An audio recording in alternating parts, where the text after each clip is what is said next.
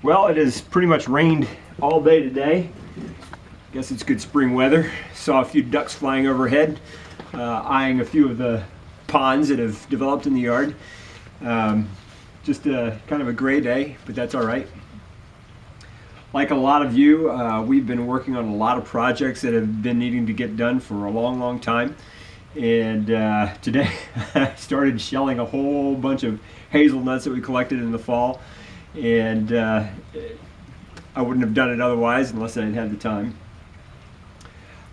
Read an article this past week talking about how people need people, and a few years back people thought that with the internet and with the computer people were going to start working from home, and everyone was going to work from home, and it was just going to be something that people did all the time. They weren't going to go to work anymore, they were just going to work at home. And that really hasn't happened. And the point of the article was there's a reason why. It's because we like being with people. We like being with others. We've thought a lot about you guys, and we've missed so many of you in our church family as we've just kind of hunkered down for the last couple of weeks. And it's kind of been strange in a lot of ways.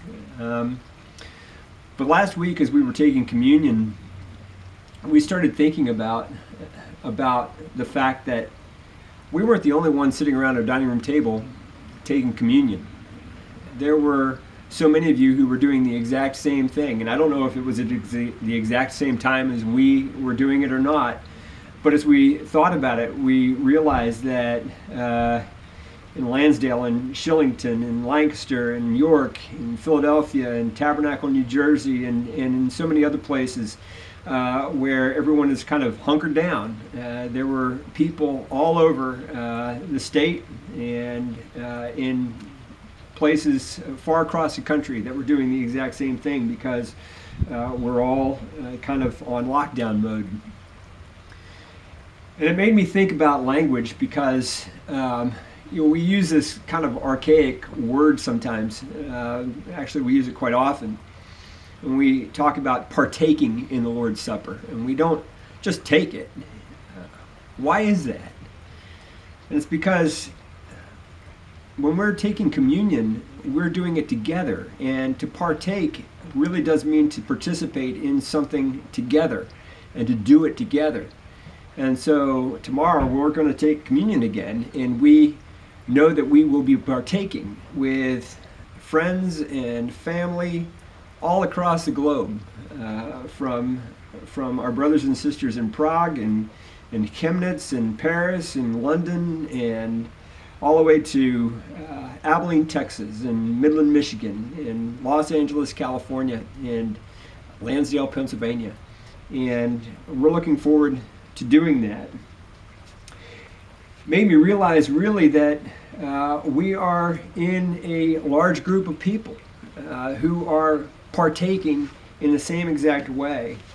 And it reminded me of what is written in Hebrews and how important it is for us as Christians to realize that we're never alone.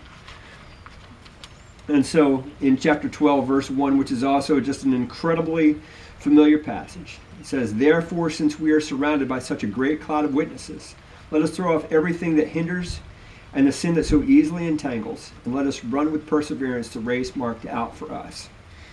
And so tomorrow, as we commune and as we partake in the Lord's Supper, we realize that we are partaking with a great cloud of witnesses that is global and is even bigger than what I can even imagine. Let that just be an encouragement to us as we partake together.